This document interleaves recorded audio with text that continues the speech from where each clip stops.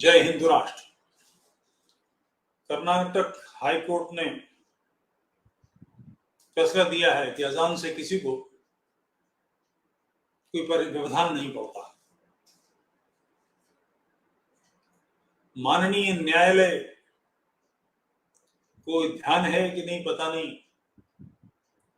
British period में भारत के कुछ प्रोविंस हुआ करते थे, उसमें एक बॉम्बे प्रेसिडेंसी थी।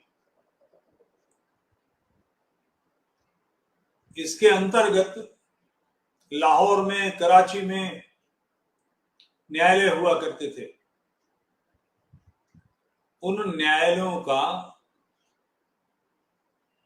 तिया पांचा हो गया, बाजा बज गया। न्यायाधीश, न्याय की सारी व्यवस्था लदड़ बदड़ भाग के अमृतसर आ गए। क्यों? क्योंकि व्यवधान नहीं पड़ा था।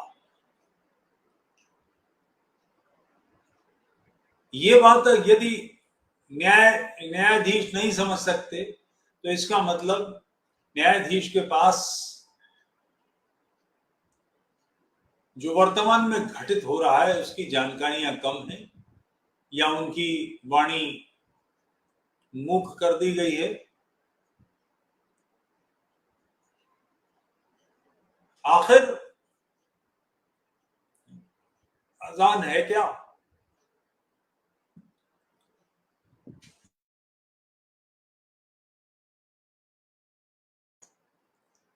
अजान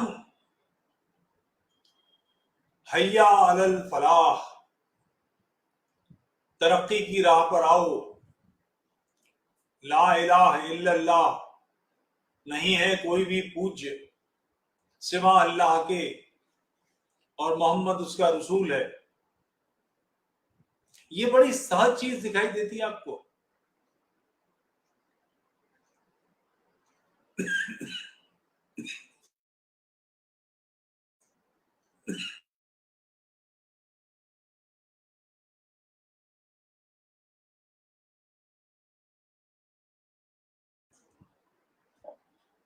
इसे इस तरह से समझिए कि कजियात चलती थी पहले, काजी हुआ करते थे शहर में और इस्लामी विषयों पर वो फैसले देते थे। कोई कजियात फैसला दे रही है कि हाई कोर्ट को, डिस्ट्रिक्ट कोर्ट को, सेशन को, सुप्रीम कोर्ट को अधिकार नहीं है इस्लामी विषयों पर काम करने का। इस्लामी लोग बाहर कहीं कोई व्यवस्था के लिए नहीं जा सकते। आप पर कैसी गुजरेगी? ये बेसिकली ला इलाहा इल्लल्लाह का मतलब है कि कोई भी पूजनीय वस्तु नहीं है, पूजनीय सत्ता नहीं है, किसी की भी आराधना नहीं हो सकती। सवाल इसका नहीं कि आप मूर्ति पूजा करते हैं कि नहीं करते हैं। अगर आप नहीं करते आर्य समाजिए तो भी आप गलत हैं। सिर्फ अल्लाह की स्तुति उपासना हो सकती है, किसी अन्य की कुछ नहीं की जा सकती। यानी जो एक अरबी मानसिकता है उसके ढंग से जो कुछ सोचा गया है उसी के हिसाब से दुनिया को देखना, उसी खिड़की से आसमान देखना।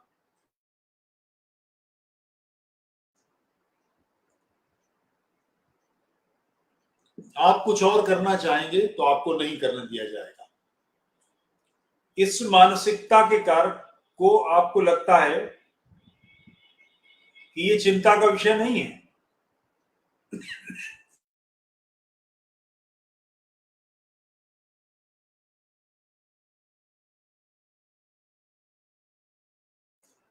यदि आप इसे चिंता का विषय नहीं समझते तो फिर यह समझिए कि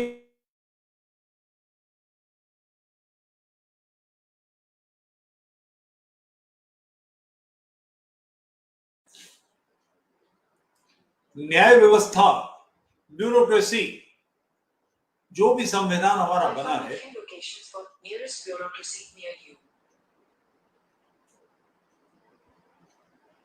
उसका आधार, क्षमा करेंगे मुझे इसकी समझ नहीं है, नेट ऑन था तो शुरू हो गई ब्यूरोक्रेसी सुनते। इसका आधार यह है कि समाज में, सभ्य समाज के जो नियम हैं कि हम सब बराबर हैं, हम सबके अधिकार समान हैं, स्त्री पुरुषों के अधिकार समान हैं, इसके आधार पर हमने नियम बनाए हैं। परंपराओं की जगह दी गई है, ऐसा नहीं कि परंपराओं को जगह नहीं दी गई है, मगर परंपराओं को जगह देते समय इसका ध्यान रखा गया है या इसकी व्यवस्था की गई है कि वो परंपराएं मनुष्यों के जो अधिकार हैं, मानवाधिकार है, उनके खिलाफ न खड़े हो जाए। इसीलिए बरसों बाद 3 तलाक वर्जित कर दिया गया।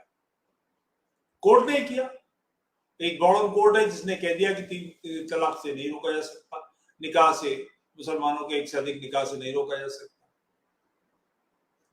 परंपराएं गौण हैं, मानवाधिकार प्रथम है, इसका ध्यान रखा गया। तो ये जो अजान है, ये अजान बेसिकली मानवाधिकारों के खिलाफ है।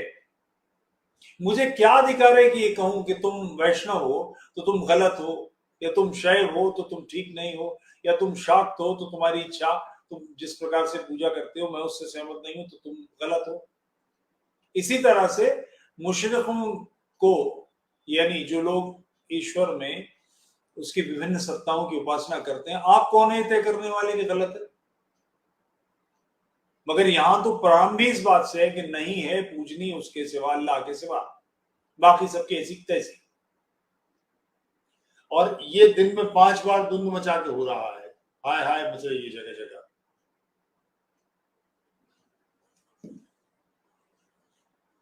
तो इस बात को तो आपको समझना ही चाहिए। अगर आपको लगता है कि ये चीज क्षम्य है, सहनीय है, तो आप उन लोगों के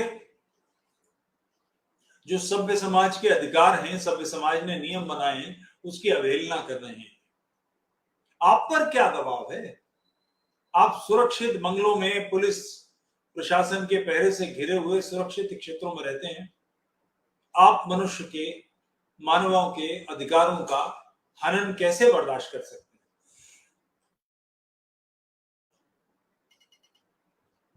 और ऐसे ऊटपटांग मशवरे देना, ऐसे ऊटपटांग निर्णय दे देना, उसके परिणाम क्या होते हैं आपको अंदाजा है?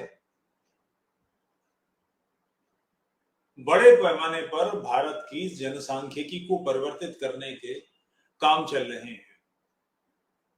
अभी 2 दिन पहले महाराष्ट्र के मुख्यमंत्री का एक लंबा स्टेटमेंट आया है कि दाऊद कंपनी, नवाब मलिक, फलाने ढमाके डेमोग्राफी को चेंज कर रहे हैं, बंबई की डेमोग्राफी बदल रही है। बड़े पैमाने पर बांग्लादेशी, रोहिंग्या बसाए जा रहे हैं। आपको लगता है कि आपके पास इसकी आंच नहीं आएगी? अगर लगता है तो समझना चाहिए कि लाहौर के कोर्ट का क्या हुआ, कराची के कोर्ट्स का क्या हुआ। वहां थाने थे, वहां प्रशासनिक व्यवस्थाएं थी, पुलिस थी, कचहरी थी, डीएम का ऑफिस था, कमिश्नर का ऑफिस था, उन सब का क्या हुआ? उन सबको टेक ओवर कर लिया गया। जिन कानूनों के आधार पर आप संचालन करते थे, या आपके पूर्वज संचालन करते थे, या आपके पूर्ववर्ती लोग संचालन करते थे, उन नियमों को फाड़ के फेंक दिया गया, धता बता दिया गया। नए सिरे से उन्होंने सारा सिस्टम तय किया। हम सबको वहां से छोड़ कर आना पड़ा। कारण यही अजान को इग्नोर करते रहे। अल्लाह की फलाह में आओ, फलाह के लिए अल्लाह की पनाह में आओ। अल्लाह के अलावा पूजनी नहीं है, इसको चुनौती नहीं दी हमने। उसको चुनौती न देने का परिणाम है राष्ट्र में ऐसे बहुत सारे लोग जो राष्ट्र को हानि पहुंचाते हैं, राष्ट्र के नियमों के खिलाफ हैं। ठगों का हमने उन्मूलन किया, पिंडारियों का हमने उन्मूलन किया, नरबली की प्रथाएं थी उनको समाप्त किया, बल्कि बलि प्रथा भी बड़े पैमाने पर समाप्त कर दी गई हिंदुओं में से। इस्लामियों की कुर्बानी पर कोई अल्लाह आवाज नहीं आई। जिस मानसिकता से कुर्बानी होती है, उसी जैसी मानसिकता से तो बलि दी जाती थी। मैं अपने जिस नगर से हूं, काशीपुर, वहां पहले बलि होती थी। भगवती का मंदिर है, उसमें बलि होती थी, बलि बंद करती थी। पहाड़ों में बहुत सारे स्थानों पर बलि हुआ करती थी, अब नहीं होती।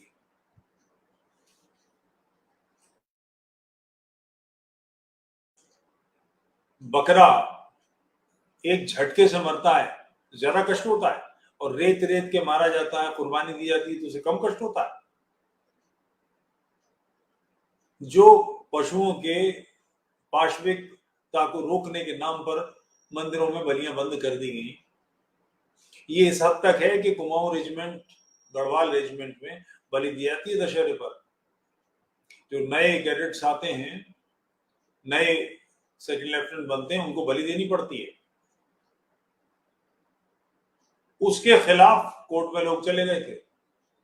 कर्नल्स ने बिल्कुल काट ढंग से जवाब दिया कि हमारी परंपराएं, इन परंपराओं को हम आपसे नहीं सीखेंगे, हम सेना के लोग हैं, हमारी अपनी परंपराएं हैं, आप इसमें हस्तक्षेप करते हैं। कुर्बानी पर आपको कुछ नहीं सूझता, इस्लामियों के सामने मुंह में दही जम जाता है, जबान बिल्ली ले जाती है, कुछ भी आपको नहीं लगता। क्यों? क्या चल रहा है? और इस्लामी को दबे पांव चुपचाप खामोशी से चलने वाले लोग नहीं हैं, नगाड़े बजाकर बात कर रहे हैं। उनके सभ्यताओं, सब सर्वाधिक शिष्ट शालीन माने जाने वाले लोग भी हमारे उद्धत लोगों से ज्यादा उपद्रवी हैं। अली मियां नदवी सऊदी अरब के जद्दा में गए थे, वहां उन्होंने स्पीच दी है। जो सबसे ज्यादा शिष्ट माने जाते हैं, शालीन माने जाते हैं, उनकी स्पीच है कि इस्लाम में गाय की कुर्बानी फर्ज नहीं है, मगर चूंकि इससे काफिरों को तकलीफ पहुंचती है, इसलिए हम मुसलमान गाय की कुर्बानी जारी रखें। इस जुमले के पीछे अफगानिस्तान से इंडोनेशिया, मलेशिया तक छोटे छोटे ढेरों सारे देशों में से हिंदुओं को निकाल देने की व्यथा कथा छिपी है। अफगानिस्तान गया, पाकिस्तान गया, बांग्लादेश गया, इंडोनेशिया गया, थाईलैंड गया, थाईलैंड क्षमा करेंगे गलत भूल गया, मलेशिया गया, थाईलैंड का भी अब हशर ये होने वाला है। आपको ध्यान होगा थाईलैंड के बार्स में, रेस्टोरेंट्स में बम फेंके गए, उसकी विदेशी यात्री ना आए, उसकी अर्थव्यवस्था भंग हो, इस्लामी वर्चस्व बढ़े, इसका काम बड़े पैमाने पर चल रहा है। अफगानिस्तान के बाद कश्मीर की दुर्गत हुई, कश्मीर के बाद जम्मू को बुरी तरह से घेर लिया गया है, हिमाचल, उत्तराखंड, पूरा हिमालयन बेल्ट, इसको इस्लामी डोमिनेट करना चाहते हैं। इसका जो प्रारंभिक कार्य है वो नमाज है, अजान है, ये एक रचना है, एक प्रक्रिया है, एक जकड़बंदी है, एक मकड़ जाल है। आपको ये सोचने की जरूरत नहीं है। अगर ये नहीं सोचेंगे तो कर्नाटक, उत्तर भारतीय लोगों को इसका अंदाजा नहीं है कि कर्नाटक का इस्लामीकरण उत्तर भारत से पहले हो चुका है। कर्नाटक में इस्लामी समस्या बड़ी पुरानी है, तमिलनाडु में इस्लामी समस्या बड़ी पुरानी है, केरल में इस्लामी समस्या बड़ी पुरानी है, लंबे समय से। टीपू सुल्तान कहां का था? यही कर्नाटक तो है, जिसने हजारों हिंदुओं को मारा मूर्ति पूजा खत्म करने के लिए, भयानक अत्याचार किए। ये बात कर्नाटक हाईकोर्ट को बताने के लिए एक उत्तर भारत का व्यक्ति बताएगा, उसको आवाज देनी पड़ेगी। आपको इसकी समझ नहीं है, ये क्या है? लगातार ये कार्य चल रहा है। 21वीं सदी, पिछली सदी में उन लोगों का नारा था कि हमारी अगली सदी हमारी है, और वो उस पर कायम है, सादिक हैं, उसकी मेहनत कर रहे हैं। गौतम राजपूत पंतनगर विश्वविद्यालय में इंजीनियरिंग कॉलेज में पढ़ने वाला भ्रष्ट हुआ, मुसलमान बना, अभी उसका 2-3 साल पहले उसका पूरा कुचक्र पकड़ा गया है। 5000 से अधिक लोग उसने भ्रष्ट किए। हिंदुओं को मुसलमान बनाया और उन सारे मुसलमानों की व्यवस्था की। किसी की आयुर्वेदिक डिस्पेंसरी खुलवाई तो किसी की नौकरी कराई तो किसी लड़की की किसी से शादी कराई, लगातार काम किए। और उसके इस कुचक्रों को संभालने वाले 100 से अधिक लोग हैं इस काम में, सारे के सारे 50 करोड़ से ऊपर के लोग हैं। हिमालयन ड्रग वाला पैसा देता है, दुनिया भर के लोग इनको पैसा देते हैं। सवाल इसका है ही नहीं, 5,000 किए ना बहुत है, ऐसे सैकड़ों लोग लगे हैं भारत को पूरी तरह से परिवर्तित करने में। लगातार एक मानस काम कर रहा है जो कुफ्र को खत्म करना है, शिर्क को खत्म करना है। उस कुफ्र और शिर्क को खत्म करने के खिलाफ जो तूर बेगुल बजा रहे हैं, जो नाद कर रहे हैं, उसका नाम अजान है। उसके कारण किसी को कोई समस्या नहीं होती। अगर ये धारणा आपकी है, आप इस तरह से सोच रहे हैं, तो निश्चित रूप से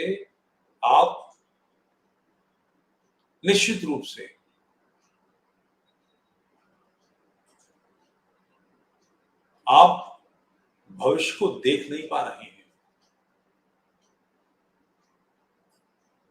मध्य प्रदेश की, राजस्थान की कोर्ट्स ने सवाल किए हैं कि आर्य समाज को शादियां कराने का क्या राइट है।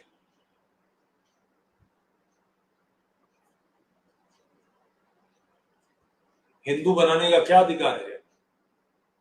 ब्रिटिश पीरियड से हिंदू महासभा को और आर्य समाज को, ब्रिटिश पीरियड से इन दोनों संस्थाओं को इस अधिकृत किया गया है कि ये अपने धर्म प्रचार करेंगे और शुद्धियां करेंगे, हिंदू महासभा और आर्य समाज दोनों को। अभी बात इतनी पुरानी हो गई है, 100 साल पहले, 125 साल पहले, 110 साल पहले या 90 साल पहले उस समय के जो आदेश हैं ब्रिटिश कोर्ट्स के, वॉयसराय के, वो आदेश किसके पास रखें? पहले वो निकाल के लाओ, इन्हें प्रमाणित कराओ। इन्हें ये समझ में नहीं आ रहा कि हिंदू अपनी कोई सुरक्षा व्यवस्था करेंगे कि नहीं। डेमोग्राफिक चेंजेस हो रहे हैं, हिंदुओं को कम किया जा रहा है। पहले ही 1 या 2 संतान उत्पन्न करते हैं, वहां 4-4 है। तो अपनी सुरक्षा की कोई व्यवस्था करेंगे कि नहीं? उस व्यवस्था में भी कोर्ट टांग घुसेड़ देगी। कोर्ट को भी समझना चाहिए सारी संस्थाएं केवल इसलिए चल पा रही हैं कि भारत हिंदू बहुल है। जिस दिन भारत हिंदू बहुल नहीं रहा, उस दिन सब कुछ नष्ट हो जाएगा, सब कुछ समाप्त कर दिया जाएगा। उन्हें अपनी शरिया, अपनी व्यवस्थाएं चाहिए। यूट्यूब चैनल तोफैल चतुर्वेदी को लाइक कीजिए, सब्सक्राइब कीजिए, सपोर्ट कीजिए, मेंबरशिप लीजिए। जय हिंद राष्ट्र।